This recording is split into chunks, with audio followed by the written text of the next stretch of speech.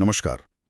आज हम एक ऐसे समूह पर थोड़ी गहराई से बात करने वाले हैं जो आजकल अक्सर खबरों में रहता है। हाँ, खासकर जब मध्य पूर्व या फिर ग्लोबल शिपिंग की सुरक्षा की बात आती है। बिल्कुल, हूती आंदोलन। हमारे पास कुछ जानकारियां हैं, कुछ स्रोत हैं जो बताते हैं कि ये लोग कौन हैं, कैसे इनकी शुरुआत हुई और आज ये इतने अहम क्यों हो गए हैं। सही। तो आज हम कोशिश करेंगे कि इन स्रोतों से जो मुख्य बातें हैं वो निकालें और समझें कि ये समूह, जिसे अंसार अल्लाह भी कहते हैं, वो कैसे एक छोटे से धार्मिक आंदोलन से एक बड़ी क्षेत्रीय ताकत बन गया। बिल्कुल, चलिए देखते हैं। और ये कहानी सिर्फ यमन की नहीं है, जैसा आपने कहा। इसमें आपको क्षेत्रीय दुश्मनी दिखेगी, ग्लोबल इंटरेस्ट दिखेंगे और सबसे दुखद एक भयानक मानवीय संकट भी। तो इन स्रोतों के जरिए हम उनकी शुरुआत से लेकर आज के काफी उलझे हुए जियोपॉलिटिकल सीन तक उनके पूरे सफर को समझने की कोशिश करते हैं। तो फिर बिल्कुल शुरू से शुरू करते हैं। ये हूती आखिर हैं कौन और ये सब शुरू कहाँ से हुआ? जानकारी तो ये कहती है कि इनका उभार हुआ 1990s के दशक में। हाँ, उत्तरी यमन में सादा प्रांत है वहाँ, जो कि जायदी शिया मुस्लिम समुदाय का एक तरह से गढ़ माना जाता है। अच्छा। और आंदोलन का नाम वो असल में हुसैन बदरुद्दीन अल हूती के नाम पर है। वो इसके शुरुआती नेता थे, काफी प्रभावशाली। और ये जायदी शिया समुदाय, इनका क्या इतिहास रहा है यमन में? इनका इतिहास बहुत लंबा है। मतलब करीब करीब 1000 साल तक यमन के कई हिस्सों पर इनका शासन रहा है। 1000 साल? बाप रे। हाँ, 1962 की क्रांति तक, जिसने राजशाही खत्म कर दी। और एक बात और जो जरूरी है समझना, कि ये जायदी शियावाद ईरान का जो 12th शियावाद है उससे थोड़ा अलग है। अलग है? किस तरह से? क्या इसका कोई मतलब है आज के संदर्भ में? हाँ, मतलब उनकी धार्मिक मान्यताएं और जो प्रथाएं हैं उनमें कुछ फर्क हैं। कुछ लोग मानते हैं कि ज़ादी मान्यताएं सुन्नी इस्लाम के कुछ पहलुओं के ज़्यादा करीब हैं। इसका मतलब ये हो सकता है कि ईरान का जो असर है वो शायद उतना सीधा या आइडियोलॉजिकल ना हो जितना कई बार हम मान लेते हैं। हो सकता है ज़्यादा रणनीतिक हो, पॉलिटिकल ज़रूरत पर आधारित हो। स्रोत इसी तरफ इशारा करते हैं। ये दिलचस्प है। खैर, वापस कहानी पर आएं तो समय के साथ बहुत से जायदियों को लगने लगा कि जो सना में सरकार बैठी है वो उन्हें नज़रअंदाज कर रही है। और जैसा कि स्रोतों में है, इस सरकार पर सुन्नी नेताओं का और सऊदी अरब से प्रभावित वहाबी इस्लाम का असर बढ़ रहा था। तो जाहिर है जायदी समुदाय को लगा होगा कि उन्हें किनारे किया जा रहा है। एकदम सही। और इसी पृष्ठभूमि में हुसैन अल हूती ने शुरू में एक आंदोलन चलाया, द बिलीविंग यूथ या अल शबाब अल मोमिन। The believing youth. हाँ, इसका पहला मकसद था कि जायदी धार्मिक और सांस्कृतिक पहचान को फिर से जिलाया जाए और जो वहाबी विचारधारा फैल रही थी उसका मुकाबला किया जाए। तो शुरुआत में ये ज्यादातर एक सांस्कृतिक, एक धार्मिक रिएक्शन था। लेकिन सिर्फ संस्कृति की बात नहीं रही होगी, है ना? जानकारी बताती है कि राजनीतिक अनदेखी, गरीबी, भ्रष्टाचार, ये सब मुद्दे भी जुड़ गए। हाँ बिल्कुल। और इसी वजह से ये आंदोलन धीरे धीरे ज्यादा मुखर हुआ, ज्यादा सरकार विरोधी होता गया। तो कब ये सिर्फ विरोध से आगे बढ़कर मतलब हथियारबंद संघर्ष बन गया? यहीं पर कहानी एक अहम मोड़ लेती है। ये जो पहचान बचाने की कोशिश थी, ये धीरे धीरे उस वक्त के राष्ट्रपति अली अब्दुल्ला सालेह, उनकी सरकार के खिलाफ एक सशस्त्र प्रतिरोध में बदलने लगी। एक बड़ा ट्रिगर पॉइंट आया 2004 में। सरकार ने हुसैन अल हूती पर आरोप लगाया कि वो हथियार उठा रहे हैं, विद्रोह भड़का रहे हैं। अथा 2004 में तो फिर टकराव शुरू हो गया। हाँ बिल्कुल, यहीं से सादा युद्धों का सिलसिला शुरू हुआ। ये 2004 से 2010 तक चले, करीब 6 दौर की लड़ाई हुई। 6 दौर? जी। और ये युद्ध उत्तरी यमन के लिए बहुत ही विनाशकारी थे। लाखों लोग बेघर हुए, इलाका तबाह हो गया। 2004 में ही हुसैन अल हूती मारे भी गए सरकारी सेना के हाथों। ओह, तो फिर आंदोलन खत्म नहीं हुआ? नहीं, बिल्कुल नहीं। उनके भाई, खासकर अब्दुल मलिक अल हूती, उन्होंने कमान संभाली और आज भी वही टॉप लीडर हैं। अच्छा। और इन युद्धों का एक नतीजा ये भी निकला कि हूती लड़ाके बहुत अनुभवी गुरिल्ला लड़ाके बन गए। यमनी सेना के पास हथियार बेहतर थे, नो डाउट, पर हूती अपने इलाके को जानते थे, वो डटे रहे और उन्हें लोकल सपोर्ट भी मिला। तो उनकी छवि और मजबूत हो गई, जायदी पहचान के रक्षक के तौर पर। हाँ बिल्कुल। फिर आया 2011 अरब स्प्रिंग। हाँ, इसका क्या असर पड़ा यमन पर और हूतियों ने इस मौके का कैसे फायदा उठाया? लगता है यहाँ से मामला और पेचीदा हो गया। हाँ बिल्कुल। यमन में भी राष्ट्रपति सालेह के खिलाफ जोरदार प्रदर्शन हुए। पूरे देश में एक लहर सी उठ गई थी। आखिरकार काफी गतिरोध के बाद सालेह को 2012 में इस्तीफा देना पड़ा।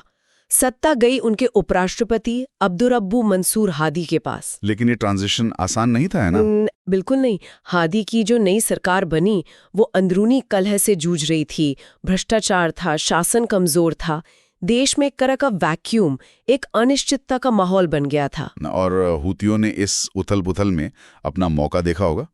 स्रोत तो ये बताते हैं कि उन्होंने खुद को भ्रष्टाचार के खिलाफ लड़ने वालों और हाशिए पर पड़े लोगों के हिमायती के तौर पर पेश किया। सही। उन्होंने अलग अलग नाराज गुटों से हाथ मिलाना शुरू कर दिया और यहाँ एक बहुत ही चौंकाने वाला मोड़ आया। क्या? हूतियों ने उसी अली अब्दुल्ला सालेह के साथ गठबंधन बना लिया जिसके खिलाफ वो सालों लड़े थे। क्या बात कर रही हैं? जिसने उनके पहले नेता को मरवाया था? हाँ, उसी के साथ।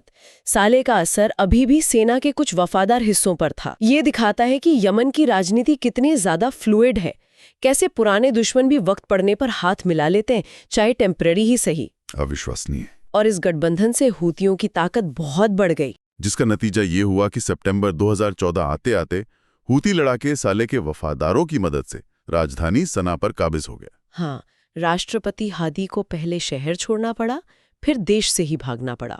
तो ये वो पॉइंट था जब यमन पूरी तरह से गृह युद्ध में चला गया। बिल्कुल। सना पर हूतियों का कब्जा ये क्षेत्रीय ताकतों के लिए, खासकर सऊदी अरब के लिए एक बड़ा अलार्म था। क्यों?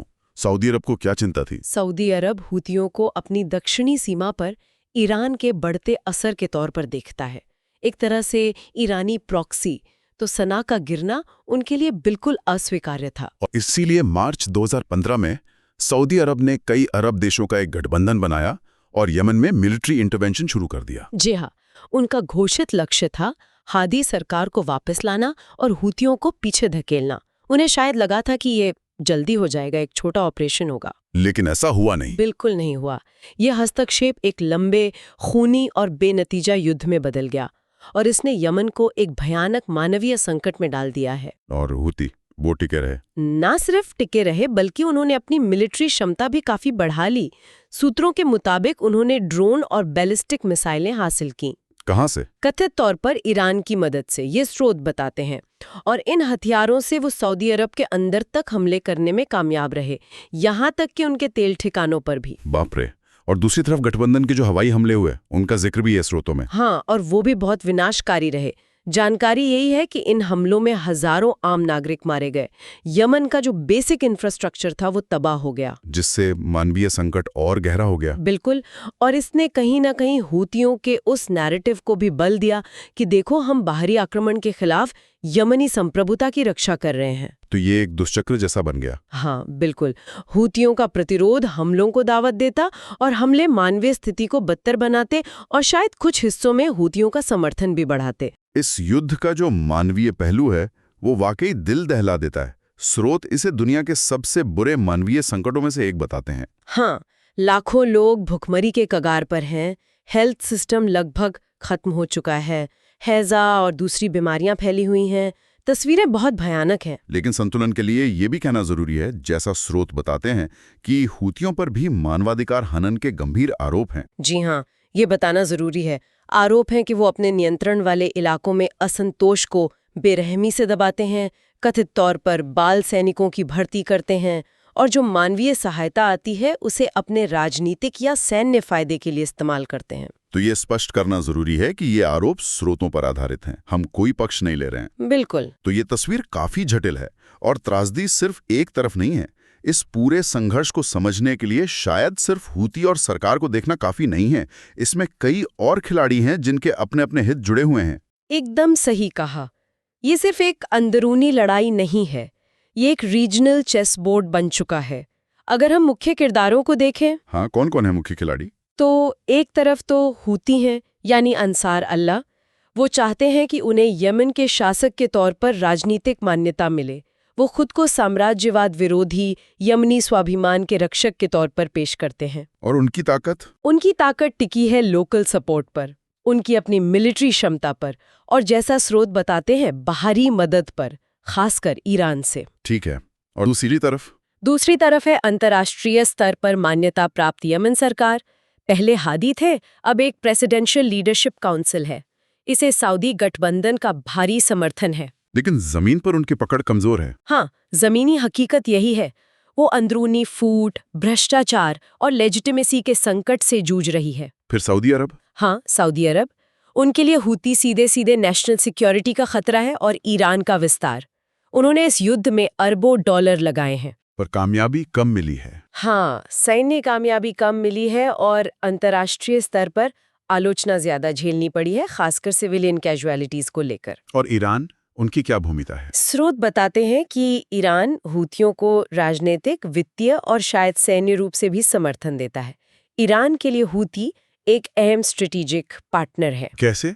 उनके जरिए वो सऊदी अरब पर दबाव बना सकते हैं और लाल सागर जैसे महत्वपूर्ण समुद्री रास्ते के पास अपना प्रभाव बढ़ा सकते हैं। ये जो बड़ी सऊदी ईरान दुश्मनी है, उसका एक अहम मोर्चा है यमन। इसमें यूएई का भी जिक्र आता है। हाँ, संयुक्त अरब अमीरात। शुरुआत में वो सऊदी के पक्के साथी थी, लेकिन वक्त के साथ उनके अपने हित सामने आए। जैसे कि उन्होंने दक्षिणी यमन में अलगाववादी आंदोलन यानी एसटीसी, सदर्न ट्रांजिशनल काउंसिल को सपोर्ट किया। एसटीसी चाहता है कि दक्षिणी यमन अलग देश बने। अच्छा, तो वो सरकार के भी खिलाफ हैं? हाँ, कभी-कभी तो वो सरकारी सेना से भी लड़ पड़ते हैं। इससे हूती विरोधी मोर्चा और भी बिखर गया है। और अमेरिका, पश्चिमी देश वो भी इस तस्वीर का हिस्सा हैं। वो लंबे समय तक सऊदी अरब को हथियार और इंटेलिजेंस देते रहे हैं।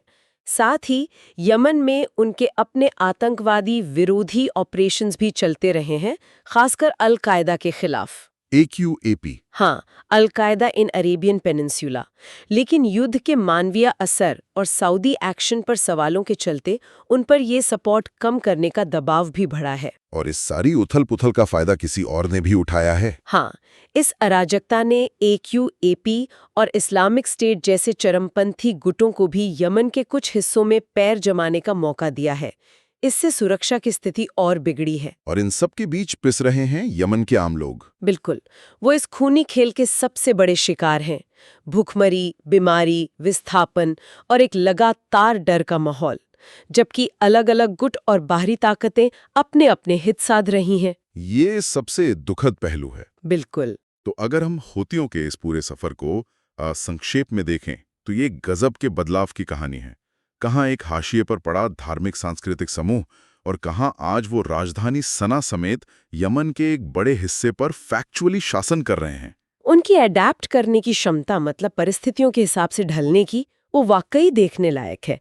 जैसा स्रोत इशारा करते हैं, उन्होंने लोकल शिकायतों को भुनाया, जरूरत पड़ने पर गठबंधन बदले जैसे सालेह के साथ, और क्षेत्रीय दुश्मनी का फायदा उठाया। और लगता है कि जितना लंबा ये संघर्ष खिंच रहा है, जमीन पर उनकी पकड़ और मजबूत होती जा रही है। कम से कम उत्तरी यमन में तो यही लगता है। हाँ, ऐसा लगता तो है। और इसका भू राजनीतिक असर ये सिर्फ यमन तक सीमित क्यों नहीं है? जैसा हमने पहले भी बात की, ये सीधे तौर पर ईरान और सऊदी अरब के बीच जो रीजनल सुप्रीमेसी की लड़ाई चल रही है, उसका एक अहम मैदान बन गया है। कुछ लोग इसे मिडिल ईस्ट का कोल्ड वॉर भी कहते हैं। हूतियों के जरिए तीरान को सऊदी अरब की सीमा के पास और बाब अल मंदिब स्ट्रेट जैसे बहुत ही महत्वपूर्ण शिपिंग रूट के नजदीक एक स्ट्रेटेजिक बढ़त मिलती है। हाँ, हाल में लाल सागर में जहाजों पर जो हमले हुए हैं, उन्होंने इस बात को और साफ कर दिया है। बिल्कुल। और सऊदी अरब के लिए? सऊदी अरब के लिए ये युद्ध न सिर्फ बहुत महंगा साबित हुआ है, बल्कि इसने उनकी क्षेत्रीय छवि और मिलिट्री कैपेबिलिटी पर भी सवाल खड़े किए हैं। ये एक ऐसे दलदल जैसा बन गया है जिससे निकलना मुश्किल हो रहा है। इसके अलावा अमेरिका, ब्रिटेन, दूसरे यूरोपीय देश, उनकी भूमिका भी अहम है, हथियारों की बिक्री से लेकर डिप्लोमेटिक कोशिशों तक। हाँ, और जैसा पहले कहा, यमन की अस्थिरता ने AQAP जैसे गुटों को फलने फूलने का मौका दिया है, जिसका असर रीजनल और ग्लोबल सिक्योरिटी पर भी पड़ सकता है। तो इन स्रोतों के जरिए जो हमने देखा, वो ये है कि हूती आंदोलन का सफर जबरदस्त बदलाव कर रहा है। एक नजरअंदाज किए गए समूह से उठकर आज वो मध्य पूर्व के सबसे प्रभावशाली सशस्त्र और राजनीतिक किरदारों में से एक हैं। सही कहा। और ये कहानी सिर्फ यमन की नहीं है, ये क्षेत्रीय ताकतों की कश्मकश, ग्लोबल पॉलिटिक्स के दांव पेंच और युद्ध की भयानक मानवीय कीमत की कहानी है। एकदम सही। और स्रोत ये भी साफ करते हैं कि शांति की जो कोशिशें हुई हैं वो अब तक ज़्यादा कामयाब नहीं हो पाई हैं। क्यों? कहाँ अटक रही है बात? बात अटक रही है बिल्कुल बुनियादी मांगों पर। हूती चाहते हैं कि उन्हें यमन के वैध शासक के तौर पर मान्यता मिले। वो इस पर अड़े हैं। और दूसरी तरफ सऊदी समर्थित यमनी सरकार और गठबंधन है जो उनके निशस्त्रीकरण और सत्ता में भागीदारी पर जोर देते हैं। अब ये दोनों मांगे बिल्कुल विपरीत हैं। इनके बीच कोई कॉमन ग्राउंड ढूंढना बहुत मुश्किल साबित हुआ है। तो आगे क्या? भविष्य क्या नजर आता है? क्या स्रोत इस पर कुछ बताते हैं? भविष्य कई चीजों पर निर्भर करेगा।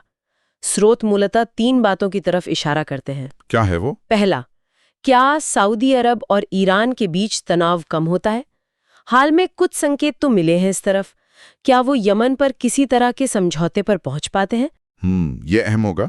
दूसरा, क्या यमन के अंदरूनी गुट मतलब हुती, सरकार, एसटीसी और जो दूसरे छोटे मोटे गुट हैं, क्या वो किसी तरह के राजनीतिक समाधान और पावर शेयरिंग फॉर्मूले पर सहमत हो पाते हैं? और तीसरा, क्या अंतर्राष्ट्रीय समुदाय सिर्फ मिलिट्री पहलू देखने के बजाय मानवीय सहायता और राजनीतिक समाधान को प्राथमिकता देता है? तो जब तक कोई टिकाऊ राजनीतिक समझौता नहीं होता, तब तक हुतियों का उत्तरी यमन में दबदबा बने रहने की पूरी संभावना है। और ये हमें एक गहरे सवाल पर सोचने को मजबूर करता है।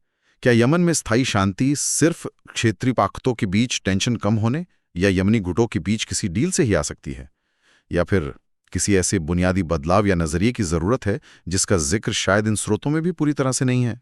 ये सोचने वाली बात है। शायद इस पर और विचार करने की जरूरत है। खैर, आज के लिए बस इतना ही।